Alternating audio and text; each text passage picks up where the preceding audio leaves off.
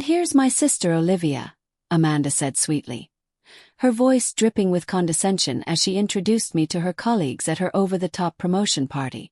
Still living in that tiny downtown apartment, doing the same boring job forever. Some of us just reach higher, I guess. I smiled politely, champagne glass in hand, while her words echoed beneath the glittering chandeliers. Amanda looked flawless in her designer gown, every inch of her radiating polished success. In her eyes, I was still the quiet older sister in her shadow, an afterthought. I'm Olivia Chen, 32 years old, and for most of my life Amanda, 3 years younger, was the golden child. She climbed fast at Sterling Technologies, always quick to brag, always quicker to belittle my work. "Remember when Mom and Dad thought you'd be the successful one?" Amanda laughed, drawing snickers from her crowd. "All that studying. And for what?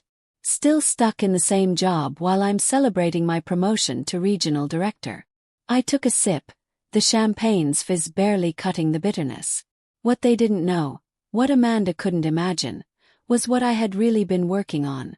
"At least she came this time," one friend joked. "Wasn't she too busy with her big project last time?" That big project had been the final stage of my silent acquisition of Sterling Technologies. But of course they didn't know that either. Amanda wasn't finished. "She's always working on something massive that never appears," she sneered. Meanwhile, I just closed the biggest deal in Sterling's history. I didn't flinch. I'd seen this before. Amanda taking the spotlight while I worked behind the scenes. School plays, prom queen, scholarships paid for by favors while I juggled 3 jobs for mine. Amanda raised her voice again, grabbing everyone's attention. "Actually, I should thank my sister. Watching her settle taught me what not to do.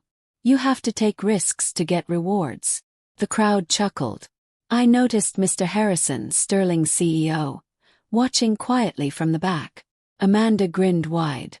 "I'm about to be the youngest VP in company history. And she's still. What is it again, Olivia?" "Something with spreadsheets." Before I could answer, Mr. Harrison stepped forward, clearing his throat. The room went silent. "Actually," he said, voice clear, "I believe your sister has an announcement of her own." "Olivia." I set my glass down and stepped forward, straightening my blazer. "Thank you, James," I said, watching Amanda's face twist in confusion as I used the CEO's first name. "Yes, now's a good time." I faced the crowd. The spreadsheets Amanda mentioned were part of something larger. As of next Monday, I'll be taking over as CEO of Sterling Technologies. James is retiring, and the board unanimously approved my appointment last week. Sharp gasp. Amanda's glass slipped and shattered. "This is a joke," she stammered, eyes wild. "Tell them this is a joke." "Not at all," James said calmly. "Your sister has been working with us behind the scenes for years, acquiring shares, leading quietly. The board recognized her vision and leadership." I watched Amanda's world crack. Her smug friends fidgeted, remembering their laughter. "But I've been here 7 years." Amanda cried. "I earned this." 7 years of taking credit for others' work," I said softly. 7 years of stepping on people to climb. Mr. Harrison nodded. "We've been watching, Amanda. Including that biggest deal, which wasn't yours. The team you stole that deal from," Mr. Harrison continued, "came to us weeks ago with documentation." Amanda's flawless makeup couldn't hide the panic rising in her face. "That's not, I can explain." But he cut her off. "Your sister, on the other hand, spent the last 5 years quietly transforming this company. Those boring spreadsheets you mocked. They saved us millions and improved conditions across every division." Amanda's expression shifted as realization dawned. Her eyes flicked nervously around the room, watching how the people who once orbited her were already starting to gravitate toward me. The new CEO. She stepped closer and tugged at my arm, whispering sharply, "Mom and Dad won't stand for this. They'll never accept you running the company." I gently removed her hand. "They already do, Amanda. Who do you think helped me acquire my first shares?" Her eyes widened. Remember last Christmas? I added. When you were bragging about your bonus and they seemed distracted. They were finalizing the transfer of their shares to me. But they always supported me, she said softly, more to herself than to me. They supported both of us, I said. You just didn't notice. You were too busy competing to see it. Mr. Harrison stepped forward again, his tone formal now. Given recent findings about your conduct, Amanda, we'll need to discuss your position here on Monday. The same guests who had come to celebrate her promotion were now watching her unravel. The irony was thick. You can't do this, Amanda snapped. I've given everything to this company. No, I said calmly. You've taken everything you could. There's a difference. I turned to the crowd. Please enjoy the rest of the evening. There's a lot to celebrate. Not just new leadership, but a new era for Sterling Technologies. The room began to stir again. Conversations resumed. Laughter returned. But Amanda didn't move. She stood frozen, her perfectly styled exterior unable to mask the collapse inside. One of her friends, now maybe just a former friend, approached me instead. I have some ideas for improving our department's efficiency, she said, ignoring Amanda completely. Would you have time to meet next week? Of course, I replied, accepting her card with a smile. My door's always open to innovation. One by one, others came up, introducing themselves, shaking my hand, eager to connect. I caught a glimpse of Amanda slipping out the side door, her grand promotion party now serving as my welcome reception. Mr. Harrison touched my elbow. You're going to do great things here, Olivia. And your sister's party. The perfect place for this moment. Poetic justice, wouldn't you say? I smiled faintly, recalling the years of family dinners, holidays, and gatherings where Amanda mocked my work, downplayed my progress, and soaked in the spotlight. Sometimes the best success is the kind no one sees coming. The following Monday, I arrived early at Sterling Technologies headquarters, before most of the staff. The security guard at the front desk did a double take as I walked through the lobby. Word hadn't yet reached everyone. My new office at the top floor offered a breathtaking view of the skyline. As I sat behind my desk for the first time, I let the quiet sink in. Everything I had worked for, fought for, sacrificed for, it had led to this. A knock at the door broke the silence. It was my parents. We brought you something, Mom said, holding up a framed photo. It was from my college graduation, me in my cap and gown, smiling proudly with my business degree in hand. Amanda hadn't attended that day. She said she had a modeling shoot that couldn't be moved. We thought it should be the first personal touch in your new office, Dad added, helping Mom hang the frame on the wall. We're so proud of you, Olivia. I hesitated, the question that had lingered in my mind finally surfacing.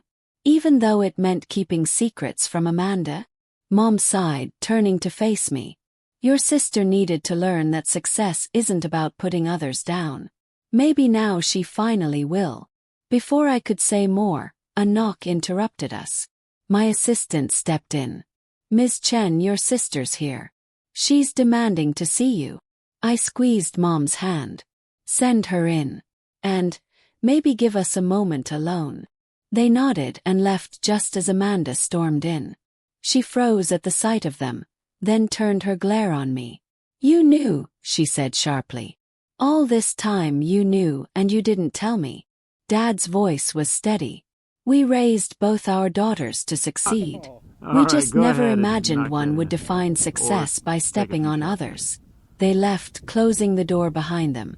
Amanda stood there, suddenly smaller in her tailored suit, the mask she wore for years beginning to slip.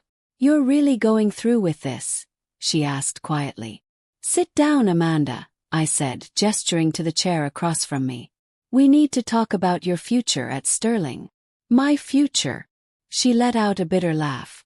Wait, you're not firing me. No, I opened the folder on my desk. Because I'm not you. I don't destroy people just to feel powerful. Her shoulders eased slightly. But I wasn't finished.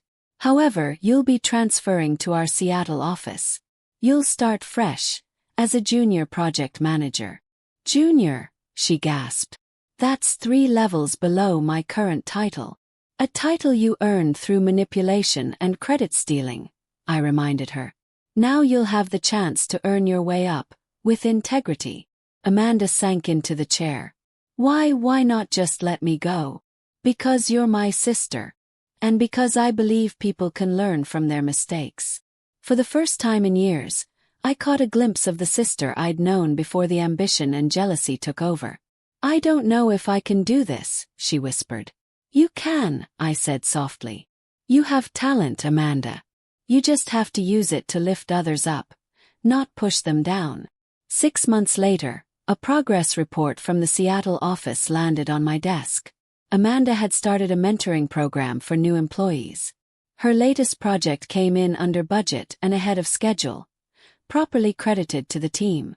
During our next family dinner, Mom showed me a message from Amanda. She had invited a junior colleague to co-lead a big presentation.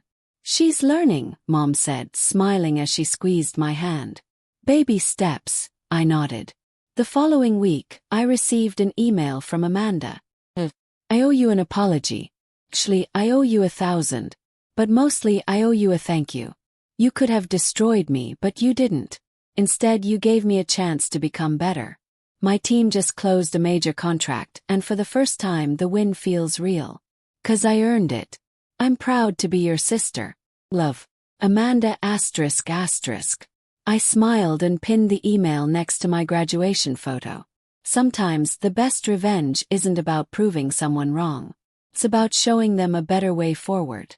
Looking out at the city from my office window, I realized something. Success isn't just a title. It's staying true to your values.